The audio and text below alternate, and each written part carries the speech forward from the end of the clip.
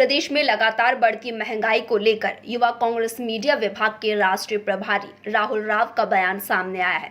उन्होंने कहा कि देश में किसान आंदोलन कर रहे हैं, समस्याओं का अंबार है, लेकिन सत्ता में बैठे हुक्मरान एक शब्द तक नहीं बोल रहे। चारों ओर चल रहे किसान आंदोलन में 300 से ज्यादा किसान शहीद हो गए। पीएम या सत्ताधारी नेता ने संवेदना का एक शब्द तक नहीं बोला।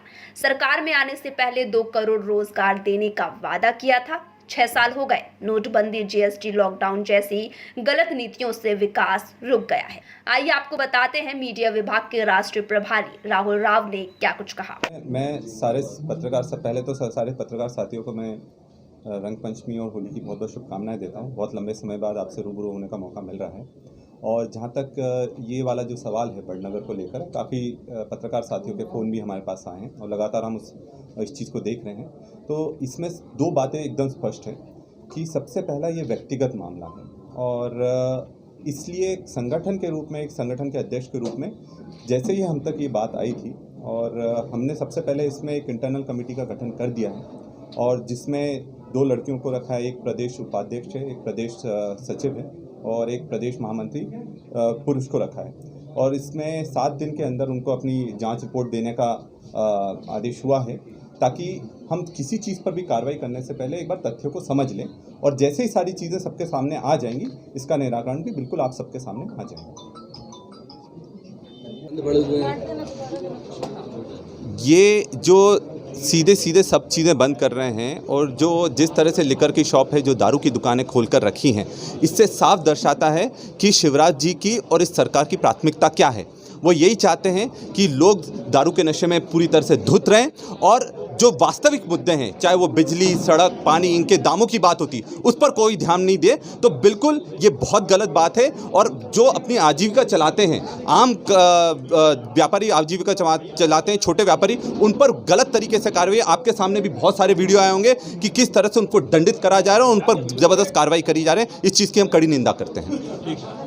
दूसरी बात, अभी जो एक आदेश जारी हुआ नगर निगम का वहाँ पे इंदौर में कि दुगना उनको टैक्स वसूला जाएगा, ये कौन सा नियम है? देखिए, एक चीज़ बिल्कुल आप समझिए कि ये जो सरकार है, इनको समझ में नहीं आ रहा है कि सरकार चलानी कैसी है। सीधे सीधे बड़े बड़े उद्योगपतियों के हाथ में खेल रहे हैं और जो नगर निगम का बता रहे हैं वो सिर्फ इंदौर तक सीमित नहीं रहेगा, वो पूरे मध्य प्रदेश में लागू होने वाला है। और जिस तरह से ये डबल कर रहे हैं, वहाँ पर जब अधिकारियों से पूछा गया, उन्होंने बोला हम इसमें कुछ नहीं कर सकते, जब तक सरकार हमसे नहीं बोलेगी तब तक इसको वापस नहीं लेंगे। और ये किस कमी को छुपाना चाह रहे हैं, मैं आपको बताता हूँ। ये उस कमी को छुपाना चाह रहे हैं कि ये जो बड़े बड़े लोग हैं जिनसे ये टैक्स वसूल नहीं कर पाए हैं, उस कारण से उस क्षति को पूरी करने के लिए ये आम जनता पर डबल टैक्स कर रहे हैं, जो कि बिल्कुल अन्याय है। और इसका पुरजोर विरोध यूथ कांग्रेस भी कर रही है और प्रदेश स्तर पर भी सीनियर कांग्रेस भी पूरी ताकत से इसके विरोध में खड़ी हुई है। जैसे जैसे आप देखेंगे कि ये सबदूर ये लागू करने लगेंगे और ये कोशिश यही करते हैं कि जब चुनाव नहीं थे तब तो इनने कुछ नहीं कहा, पर जैसे ही चुनाव आ रहे थे तब चुपचाप हो गए। अब जैसे ही पता लगा कि चुनाव पोस्टपोन्ड हुए हैं, वापस से ये लागू करने के लिए और टैक्सेशन करने के लिए करा है। ये बिल्कुल गलत है और इसका पुरजोर विरोध हम रोड पर भी करेंगे। ये आप सब लोगों से मुखातिब होना था। देश में जो वर्तमान हालात हैं, प्रदेश में जो वर्तमान के हालात हैं, जिस तरीके से देश में बढ़ती महंगाई हो, देश में बढ़ती बेरोजगारी हो, देश की राजधानी की सीमाओं में पिछले 4 महीने से लगातार कृषि कानून बिल वापस लेने की मांग के लेकर आंदोलनरत किसान हो, उन सब मुद्दों को लेकर और विशेष तौर पे आप सब लोगों से मुखातिब होने के लिए बता रहा हूँ। महंगाई की आप बात करते हैं, तो बीच में ज्योतिरादित्य सिंधिया ने ट्वीट किया था कि जिनके घर बदमाशी हो जाए दूसरों पे पत्थर नहीं मारते। किस पेट्रोल डीजल की गणित समझाने की बात वो कर रहे थे? देखिए, उनका वक्तव्य तो वही बता सकते हैं। और जहाँ तक वो पत्थर मारने की बात कर रहे हैं, क्या कहावत, मुझे लगता है कि उनको सोचना चाहिए और उन्हें याद होना चाहिए कि इस वक्त तो भारतीय जनता पार्टी के सदस्य हैं। जहाँ तक बात है महंगाई की, इस देश की जनता जानती है। लगातार जिस तरीके से 70 सालों की बात होती है, लगातार 70 सालों में किसी ने 90-100 रुपये पेट्रोल और डीजल नहीं देखा। 70 सालों में पहली बार ऐसा हुआ है कि रसोई गैस का सिलेंडर 800 से 900 रुपये पे बिक रहा है।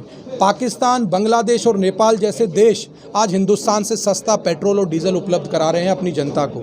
लेकिन हिंदुस्तान, जो कि विश्व शक्ति की बात कर रहा था, पिछले 6 सालों में इनकी गलत नीतियों के कारण आज हमारी कहीं ना कहीं आर्थिक स्थिति कमज़ोर हुई है और हमारी आम जनता पर बोझ बढ़ा है। चर्चा हुई, सीएम साहब भी आए थे। एक तो सीएम साहब ने जो किसानों को सम्मान में 4,000 रुपये दिए हैं, सीएम साहब ने किसानों के सम्मान की चिंता की तो किसानों ने भी आज सीएम साहब का सम्मान किया। मुख्य मुद्दा हमारा तो किसान समाज की ओर से किसान मित्र के नाम से सीएम साहब का सम्मान करना था। प्रदेश के अंदर जो आने वाली गेहूँ खरीदी है वो सारे किसानों का खराब माल खरीदा जाए, पूरा गेहूँ खरीदा जाए, इस मुद्दे पर चर्चा हुई है। कुछ राजस्व को लेकर, कुछ जल संसाधन को लेकर, कुछ वन विभाग को लेकर के जो नीतिगत कठिनाइयाँ थी किसानों के बीच में, उन कठिनाइयों के समाधान के लिए, नीतिगत निर्णय में बदलाव करने के लिए और नीचे से जिला स्तर पर जो समस्या किसानों के बीच में आ रही है शासन को लेकर, उन सब मुद्दों पर किसानों ने सीएम साहब से संवाद किया आज। ठीक, आपका नाम बताओ। महेश चौधरी, भारतीय किसान संघ क्षेत्रीय संगठन मंत्री, भोपाल। ठीक सर, थैंक यू।